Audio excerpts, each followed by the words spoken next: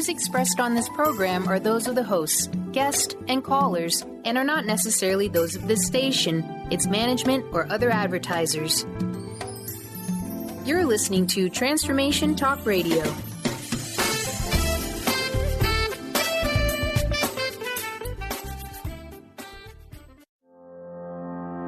Are you ready to stop stress, anxiety, and low self-esteem from running your life?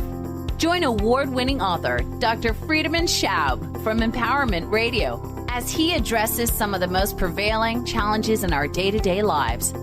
Find out how you can use the power of your mind to overcome self-sabotaging patterns and build a solid foundation of confidence and self-respect.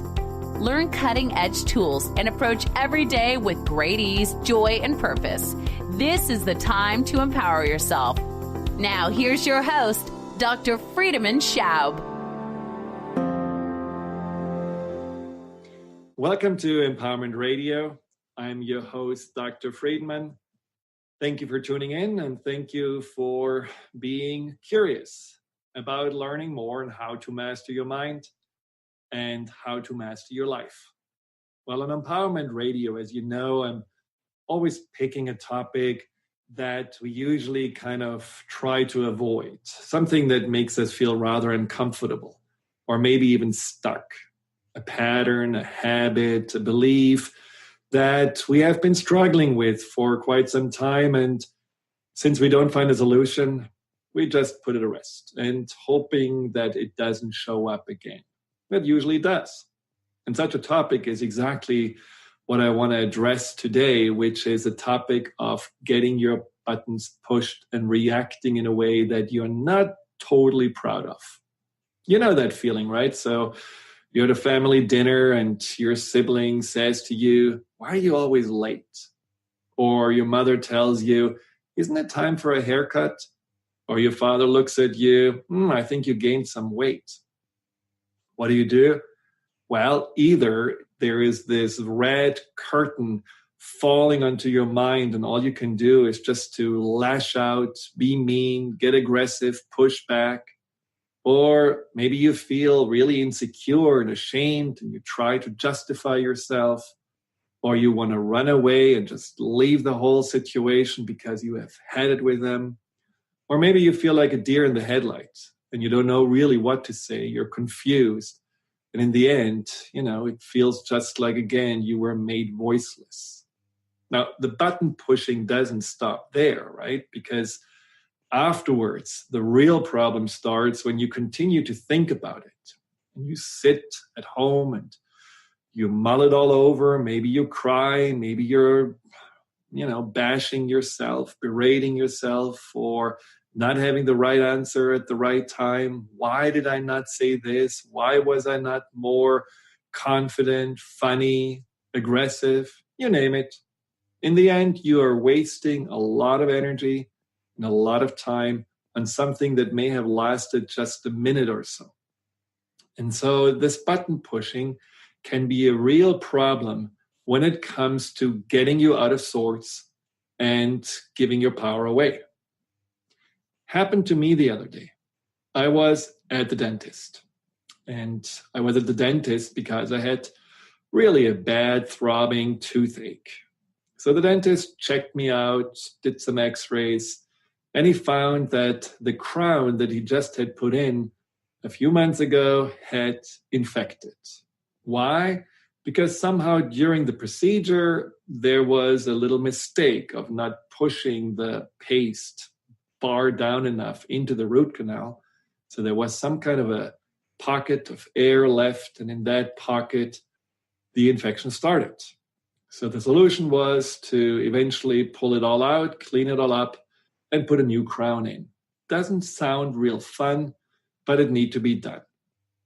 Well, so I was ready to leave when all of a sudden my dentist started to rant and accuse me of me being the one who is at fault for what happened here. He admitted that it was a procedural mistake, but I caused the mistake by pushing him to have the whole crown setting done in 2 sessions rather than in 3 sessions. I couldn't really remember that I had done that, but he may have been right. Probably because it took me an hour every time to get to him and because it was right before our vacation.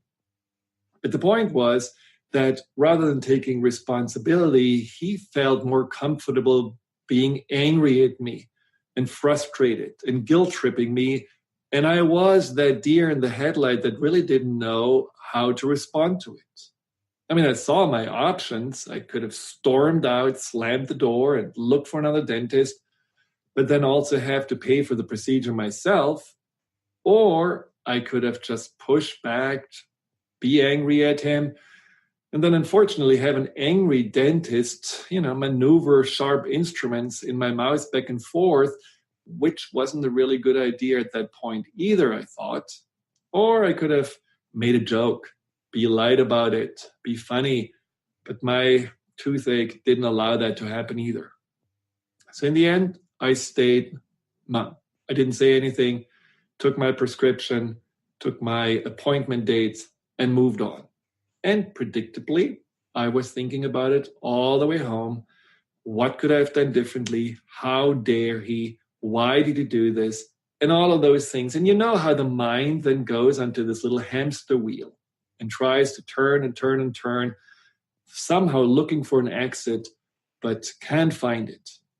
And so at some point along the way, I realized what I was doing and that it was my job to stop that part of my mind that was in the fight and flight, was trying to choose between fighting and flighting, and really have a conversation with that deeper aspect of my mind to see the whole situation differently, to get a very different and more empowering perspective that then allowed me also to instantaneously have peace with it.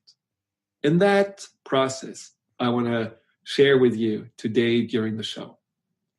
But before we go there, let's talk about why, especially at this time in our life, this is so important, to be more in a place of choice, to be more in a place where we stay grounded and centered and together when maybe the general discourse seems to rather go into another direction.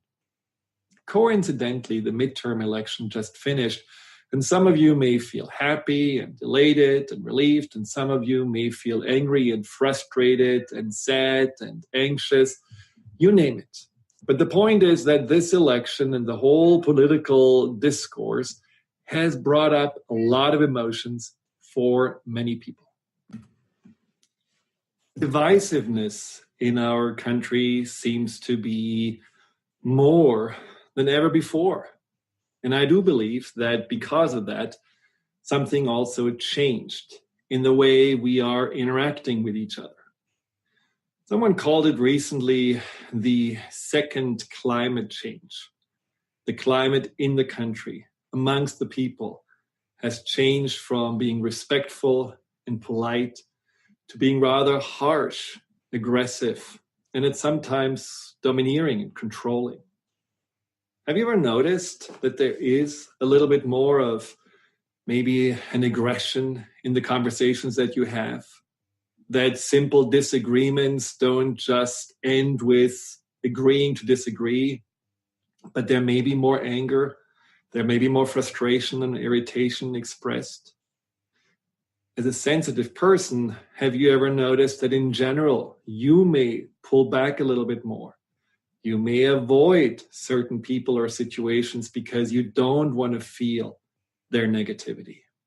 Now, what happens overall, whether it's that there is an emboldenment of expressing more those darker opinions and beliefs some still harbor inside, whether the fear of anything that's different is bringing up these extreme opinions about xenophobia, sexism, and other aspects of just not accepting, embracing, and being tolerant to those that are different or believing different, but rejecting them and somehow brand marking them as wrong and even dangerous. What that is that it creates inside of us a feeling eventually that we are on our own, and that we cannot trust others, and that we cannot really share who we are, and that we can no longer rely and even communicate with each other. And that what I believe is at stake is that once our nation, and I think it's a global problem, once people in general are pushed into that sense of defensiveness, not being able to listen any longer to each other, not any longer to have a disagreement without to react.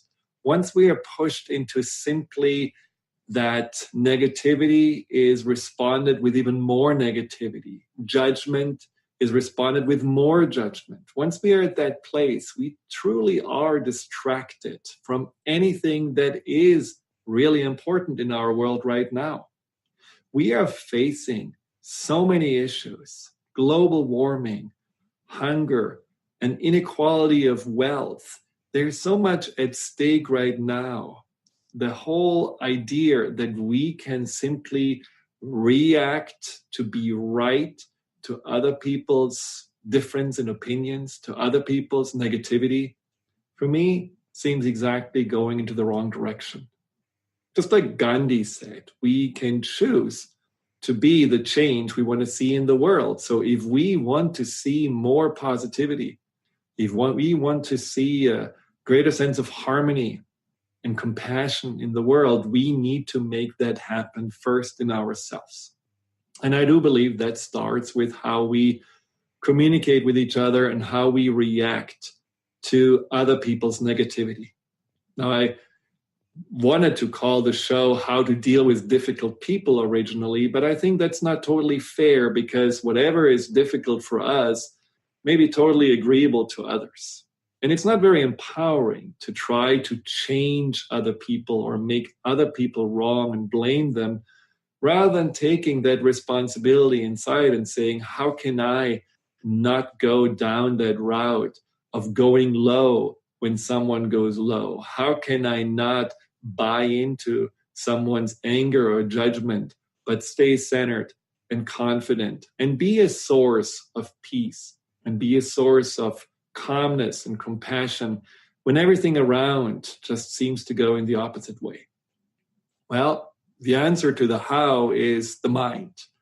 How we can change our mind is exactly what I want to talk about today. And that is what we're going to start addressing in the next segment. So stay tuned. I will be right back.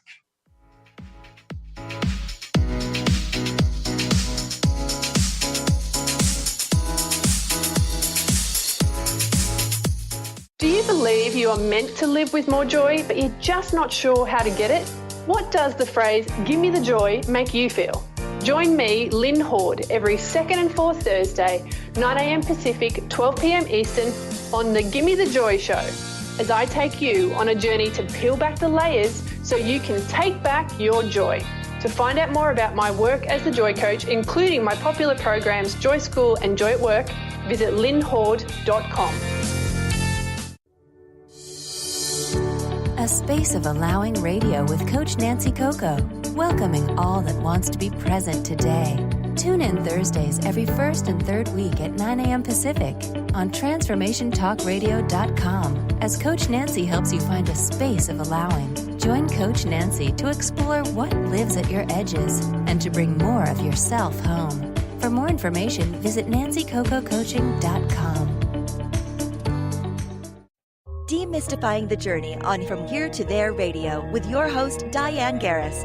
Tune in every third Wednesday, 4 p.m. Pacific Time on TransformationTalkRadio.com as Diane helps you get from where you are now to the life you envision.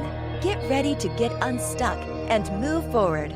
Every show features a new special segment, New Age Notes, demystifying hot metaphysical topics of the day. For more information or to work with Diane, visit DianeGarris.com.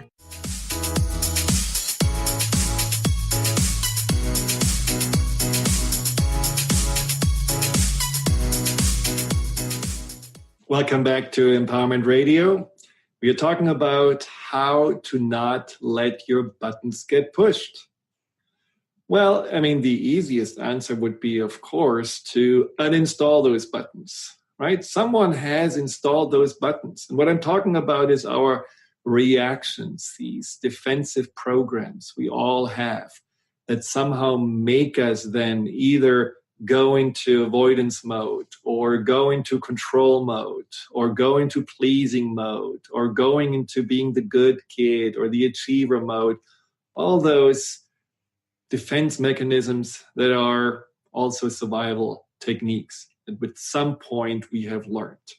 And the buttons that got installed, they are still very active, especially if we have never really learned how to, whatever they trigger, respond to those triggers differently.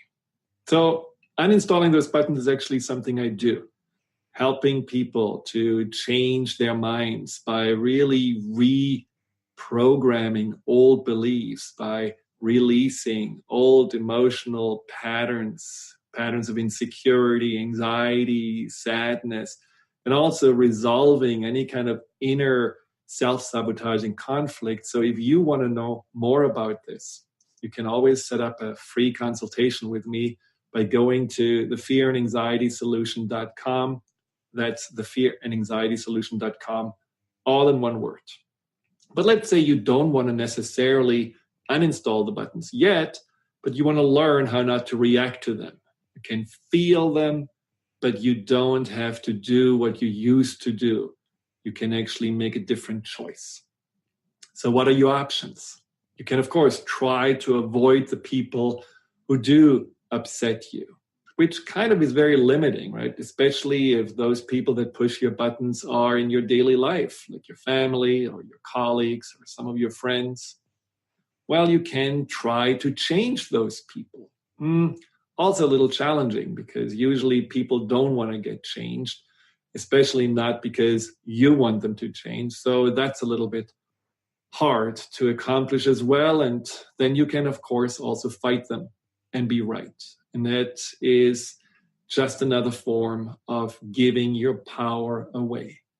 See, once I realized that whenever my buttons get pushed, what I'm doing is I'm giving my power away because I'm no longer choosing to think and act and feel a certain way, but I'm doing something because someone was doing something, quote unquote, to me. I realized that, no, I don't want to give my power away. I don't want to be in that reactive mode. And especially afterwards, when everything is said and done, when that person that pushed the button is already off drinking tea and eating a sandwich, and I'm still in that energy, that's not really a good use of my power. So knowing that you want your power back, knowing that this is no longer an option for you, that's a good motivation to say, let's make a difference.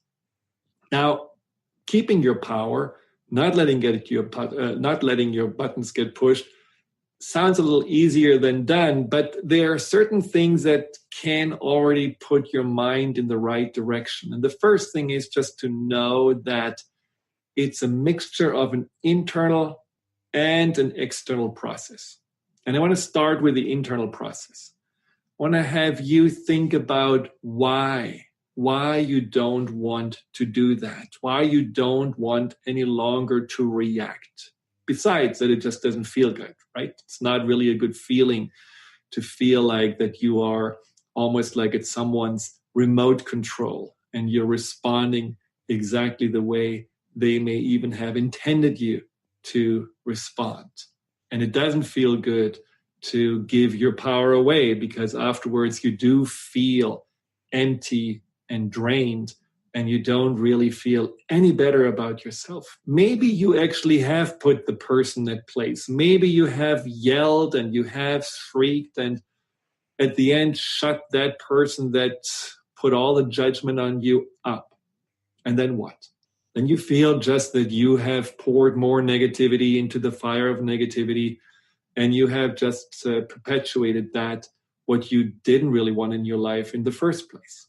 So that's another reason to change that.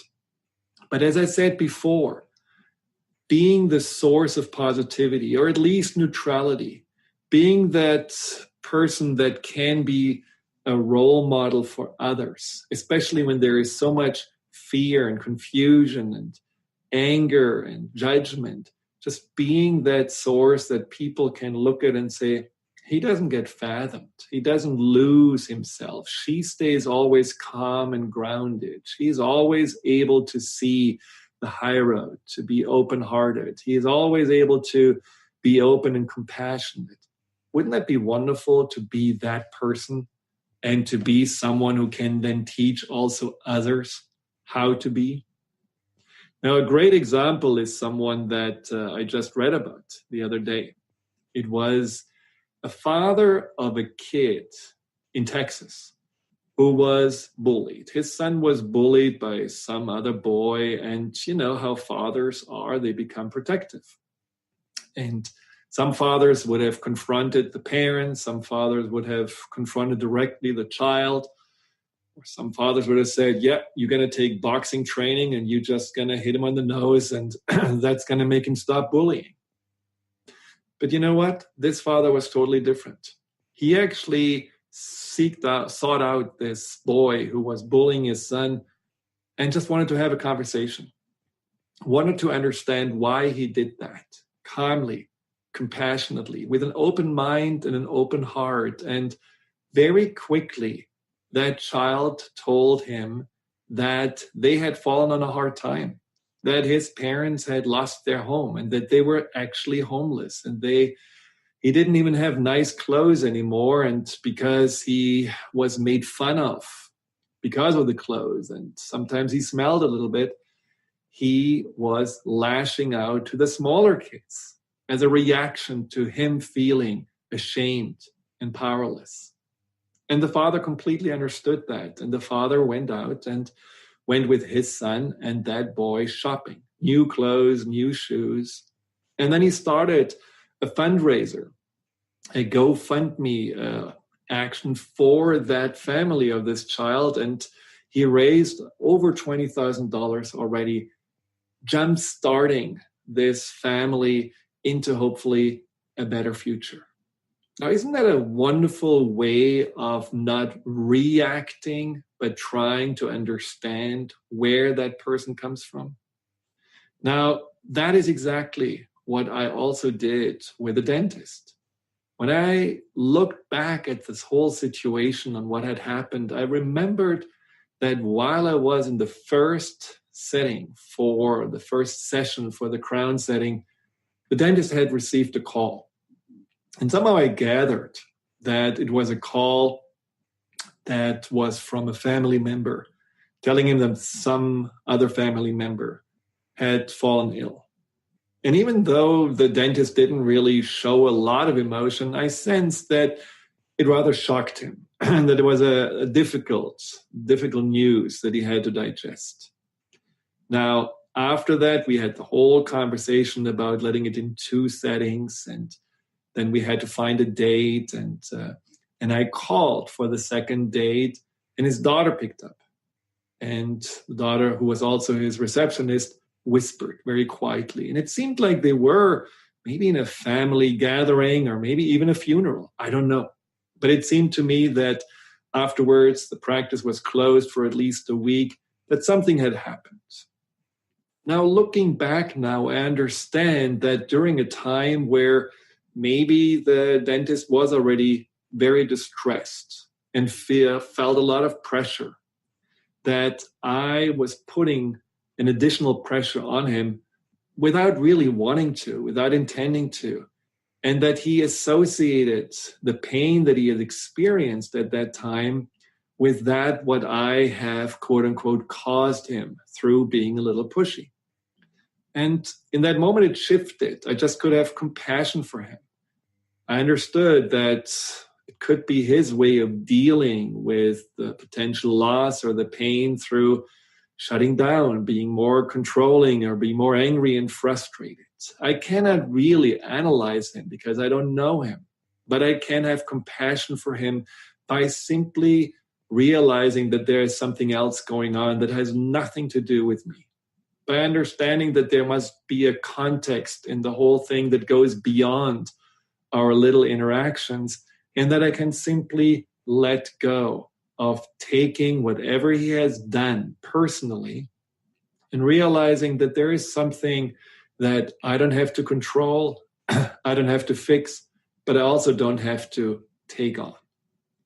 So when we are going internal in a situation like this, it's really important that we are putting ourselves into the shoes of the people that we feel offended by and try to understand better where they are coming from.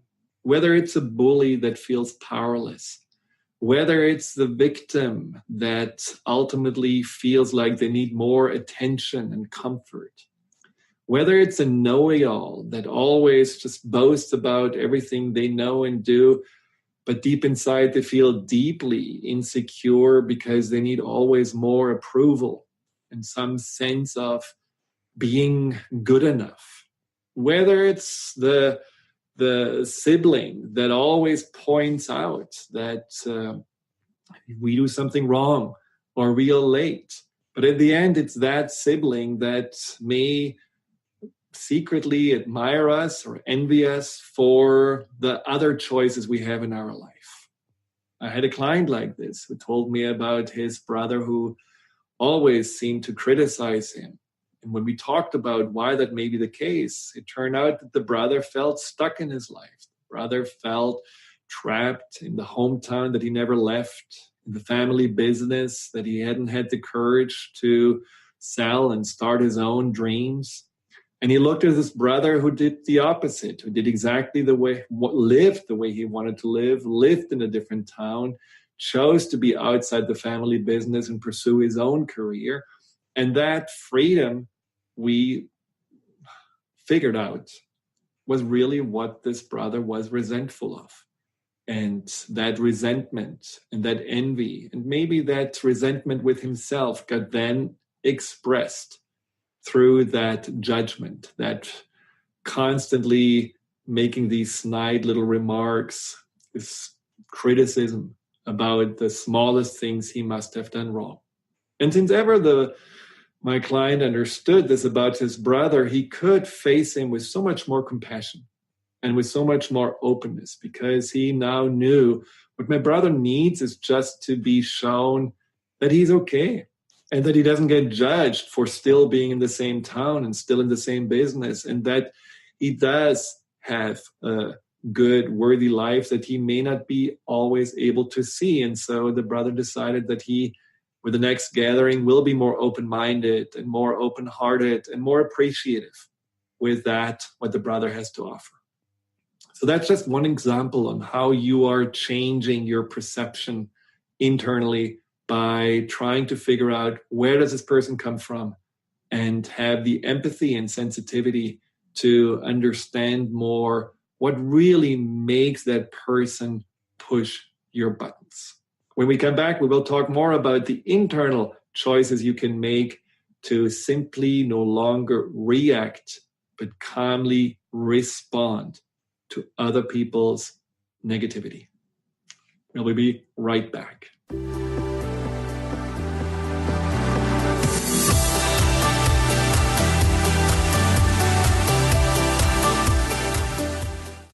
Ignite your inner magic on Grow Your Soul Radio with Jane Matanga.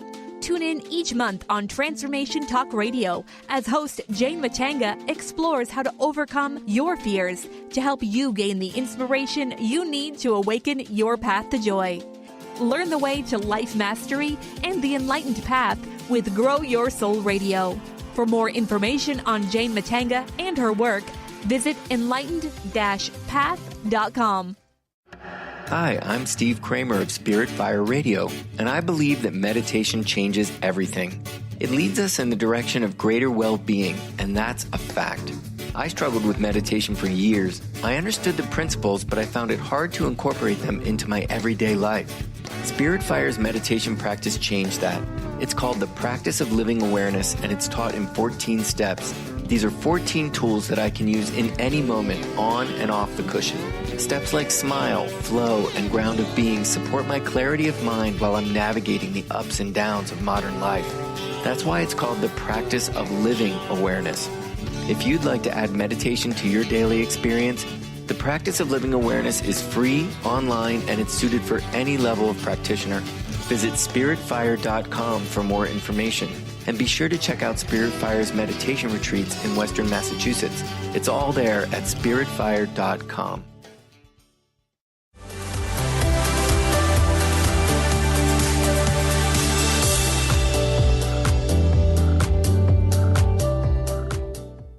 Welcome back to Empowerment Radio. I'm your host, Dr. Friedemann, and it's all about those buttons that we felt in the past could get pushed.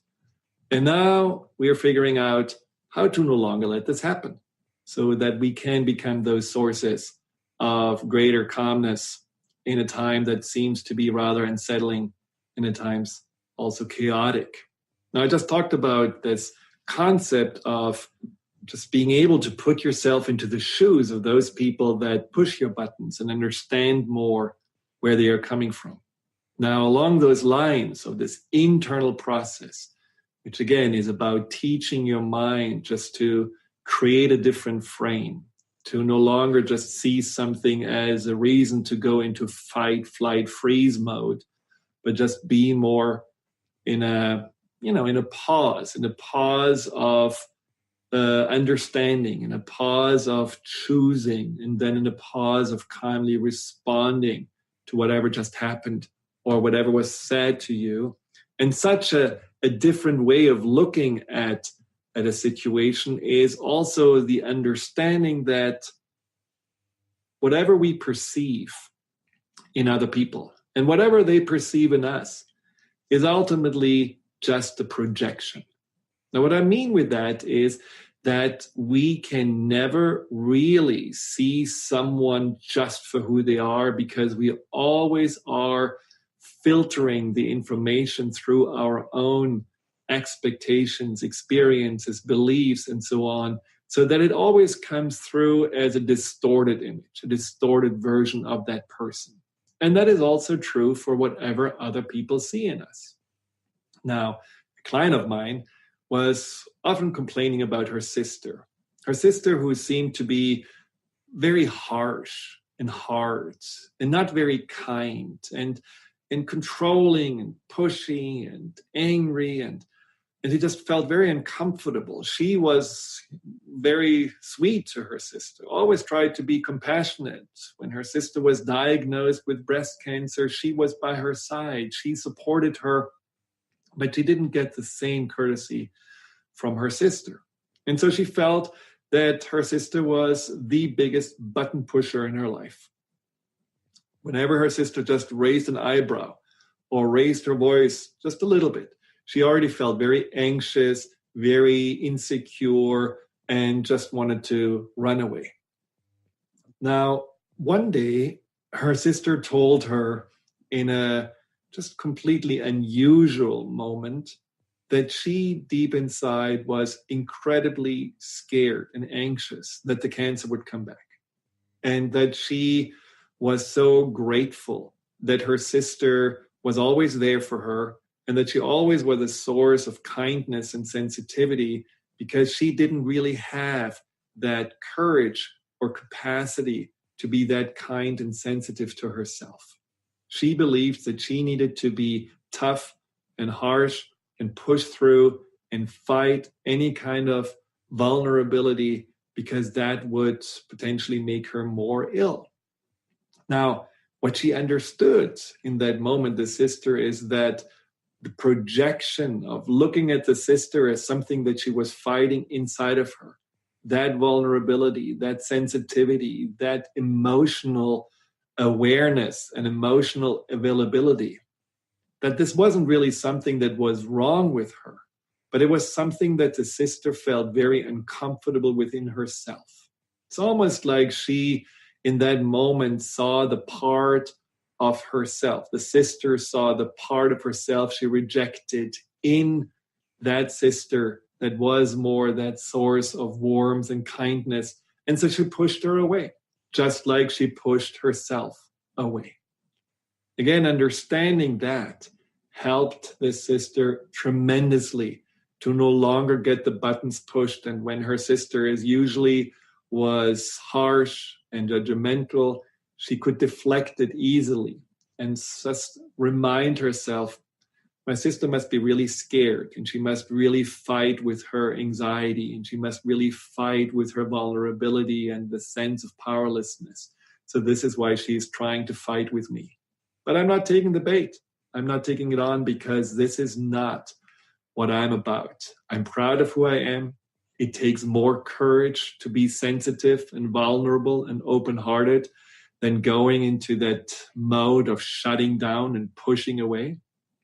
So I just keep on walking my path, shining my light, being my true self, and hope that one day my sister will also be able to see the strength, the courage, and the beauty in that. So I turn it all around. So remember, the next time you do react, realize whatever this person was doing to you, saying about you, judging you for, criticizing you for, it has very little to do with you. And it says much more about that person.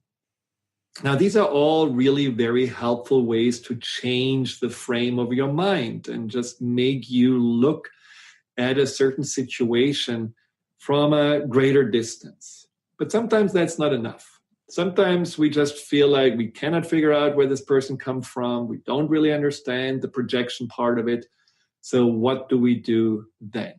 Well, this is where we can go even more on hands-on mode with the subconscious mind and really teach the subconscious mind what frame we want to put the whole situation and that person in.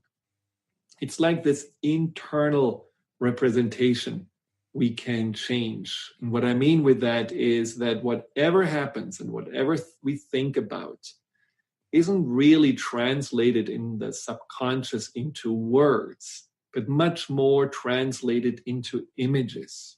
We really have inner movies running in our head all the time.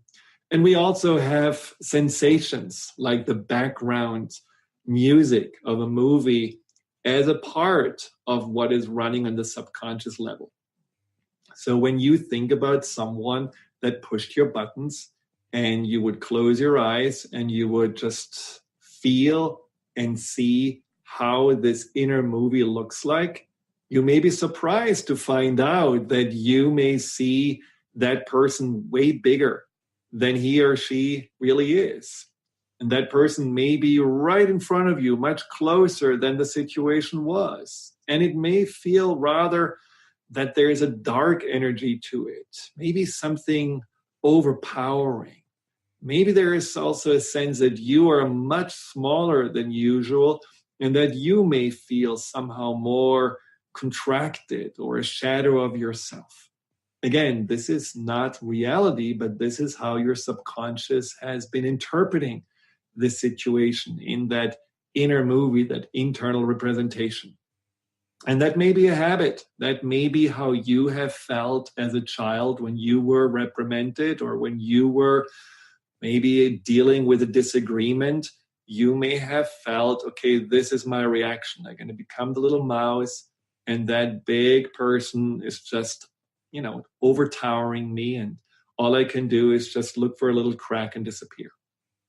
So once you see that, you can turn it around, because obviously that invisibility or this flight mode is not what you like. It doesn't serve you. It doesn't create a balanced relationship. It doesn't make you feel empowered. So let's change that. And what you do is just simply change the size first. So you make the person that you have been struggling with equal in size to you. And maybe this person physically is smaller than you, then you make that person exactly how it is, physically smaller. Now you can even make that man or woman smaller if you feel and sense that there is an insecurity, a sense of powerlessness, an anxiety, a defensiveness coming from that person, and realizing, well, how that person really feels is probably really little. And that's why they are so aggressive or negative and pushing out to compensate for the anxiety that they feel inside.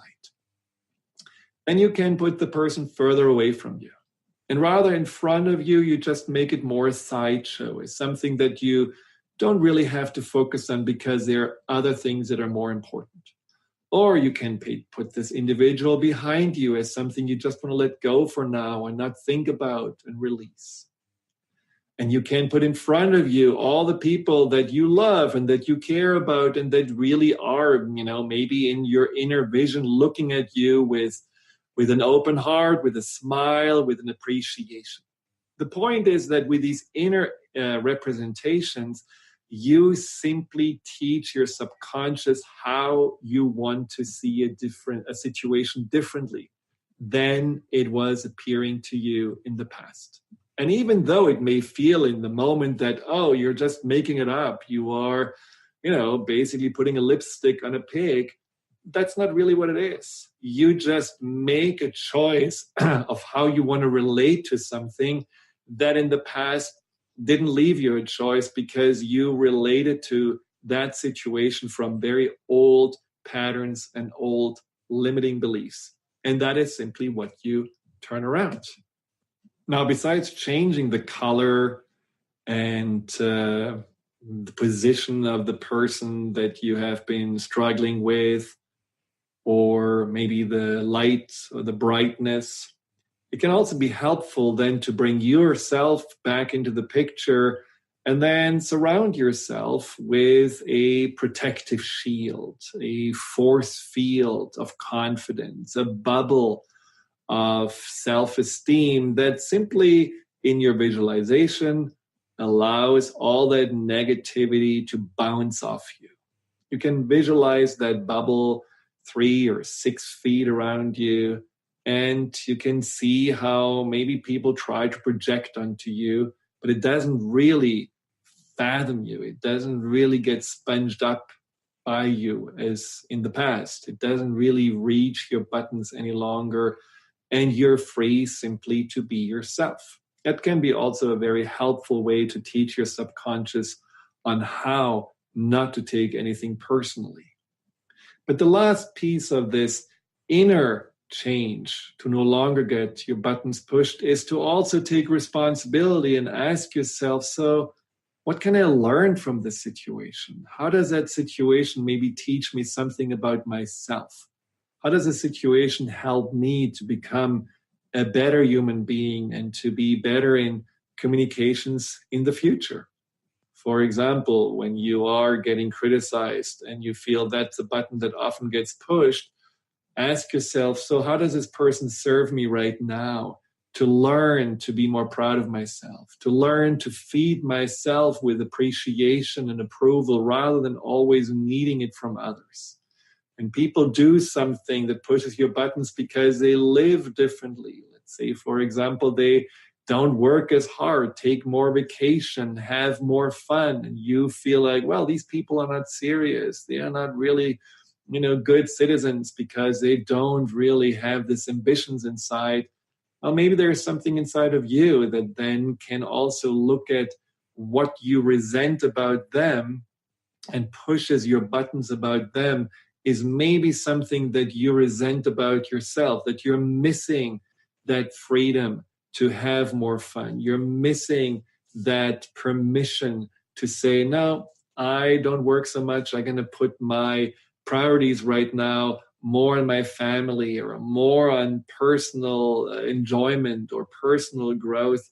Just notice that sometimes what pushes our buttons can also really be an enormous opportunity for us to learn more about ourselves and then start to change those buttons, dismantle them, and maybe also let go of whatever constrictions and whatever constraints we have put on ourselves and learn from the examples of others.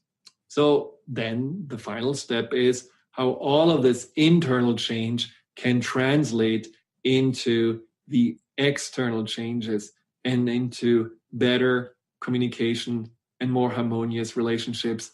So we will talk about this after the break.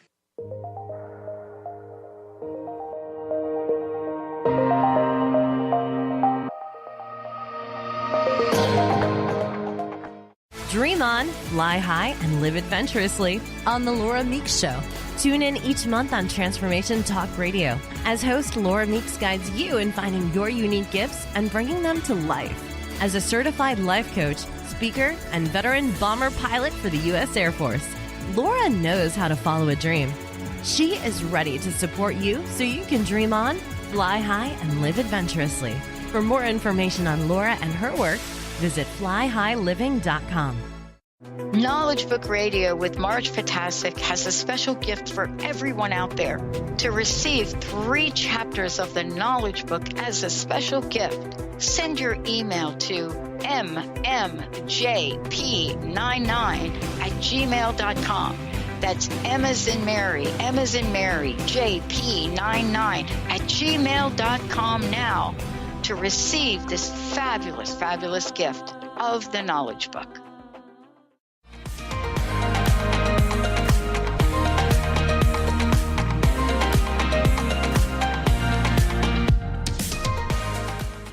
Welcome back to Empowerment Radio. So now that we talked about how to internally no longer react to when someone is pushing our buttons, how will this translate then into the external communication? How will we be different? And what can we do to just further underscore that what we just internally have changed? Well, I do believe that slowing down is perfectly, well, not only appropriate, it's actually important. So when we do have that reaction to the button pushing that usually is very emotional and fast and makes us just want to do something, fight, flight, freeze, as I said before, just taking a deep breath, slowing down, and this way deflating the energy, the tension that you may have felt, that would be a very important step to take. Then showing, once you have that realization of compassion, showing compassion not just through the words you choose, but really through your body language. 70% of communication is nonverbal. So the tone of voice you're using, whether you have a little smile, whether you have your body posture that's not offensive or defensive, but really a calm and relaxed body posture, whether you're breathing in a calm and relaxed way, all of those cues are actually taken up and on by the person on the other side. There has been a study that showed that vicious cycle of anxiety that basically creates a defensiveness that gets worse and worse when we are reacting to whatever person was doing. So let's say one person is pushing your buttons and maybe, insulting you or making you feel bad about yourself. Now you become defensive, and that defensiveness is then picked up by the subconscious mind of that person as something dangerous, something threatening. So that person gets more triggered into that fight and flight mode, and that person's reaction gets stronger. And then you feel that stronger reaction that also is probably coming from anxiety and his own defensiveness. And then your subconscious mind responds more to that. And you can see it goes round and round and it gets worse and worse. On the other hand, when you are taking charge of how you respond physically, and you're showing that subconscious mind of that person you're communicating with that you're staying calm, it understands that you're safe. It is not an interpretation of, oh, you're a pushover or you're weak. It's really just an interpretation of, oh, this person is actually not fathomed by this. This person is cool. This person is calm, so maybe I can let my defenses down as well. In neurolinguistic programming, just talking about how we can mirror people and then take charge of the conversation is a really, really powerful process. So at the beginning, you may feel like, well, the only way this person really understands me is if I just, take a little bit of that person's behavior on. Maybe I need to talk a little bit on the same pitch. Maybe I need to, at the beginning, have a little bit the same facial expression or body language. So just that we have a match, a certain kind of rapport. But then I change it, and then I deflate it, and then I bring it into calmness, and then I bring it to a place where all those defenses are disappearing. That is mastery. That is reading a situation and then taking charge of it by directing your mind and the other person's mind into that smooth waters of a more productive way of communicating and relating to each other. Now, if you cannot always go into that more empowered and compassionate place, maybe you didn't really have time to consider it. Maybe it's just like out of the blue, a total new situation. Or maybe you just don't really understand the person at all, potentially because you're too close to them. It happens often with family members where we just feel that is so deeply ingrained that we don't have the capacity to go into this empathetic, compassionate mode. Be the anthropologist. That is sometimes just the miracle cure, where you are just going into observation mode.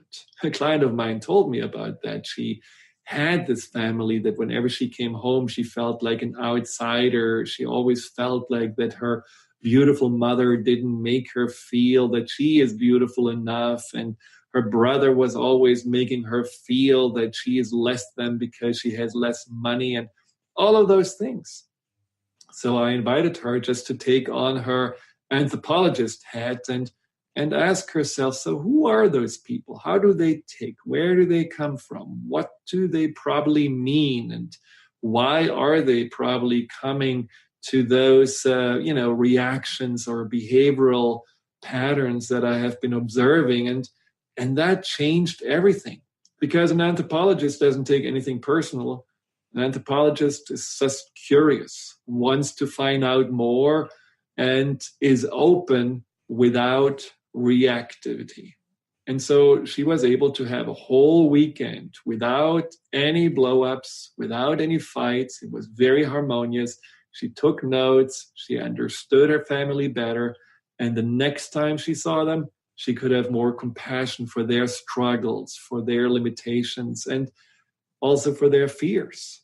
Because let's face it, anxiety and fear is usually driving most people's negativity. No matter how angry and no matter how posturing and controlling they appear, deep down inside, what really is motivating them is usually fear, anxiety, insecurity, and often the fear of being powerless. So when we understand that, then we can always find a way to be more compassionate.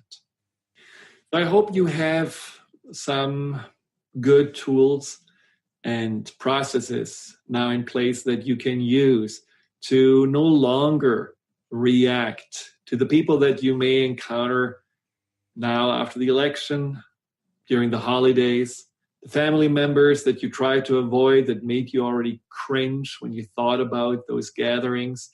Maybe you can take a little bit of time beforehand and just go through this internal process, go through the questioning of the projection and perception, the trying to put yourself into their shoes, understanding where they're coming from, asking yourself how they can be teachers for you, what you can learn from them, and maybe just by not following their negative example.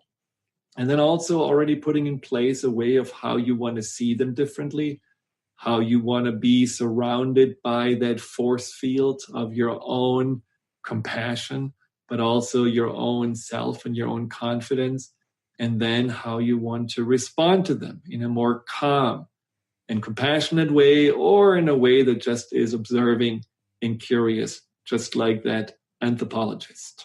If you want to learn more about how to uninstall your buttons and how to overcome your own fears, insecurities, anxieties, go to my website, thefearandanxietysolution.com. I have individual sessions I offer. There is a video seminar that you can go through, which has a lot of helpful tools. There are empowerment tools that you can just download, guided meditations. There's a book, of course, The Fear and Anxiety Solution, and many other things that may be helpful to you. And all the Empowerment Radio shows and videos, often I record them as videos, can be rewatched on my YouTube channel, Dr. Friedemann Schaub. If you have any questions on that subject, just send me an email at info@thefearandanxietysolution.com. Until next time, stay calm, centered. Remember to be that source of peace and harmony in the world that is needed right now, and stay empowered. Goodbye. You've been listening to Empowerment Radio with Dr. Friedemann Schaub. Join Dr. Friedemann the first and third Wednesday each month at 11 a.m. Pacific as he addresses some of the most prevailing challenges of our daily lives. Discover how you can use the power of your mind to overcome stress, anxiety, and overwhelm and create a solid foundation of confidence and self-esteem. Learn cutting-edge tools so that you can approach every day with great ease, joy, and purpose. To learn more about what Dr. Schaub can do for you, visit thefearandanxietysolution.com.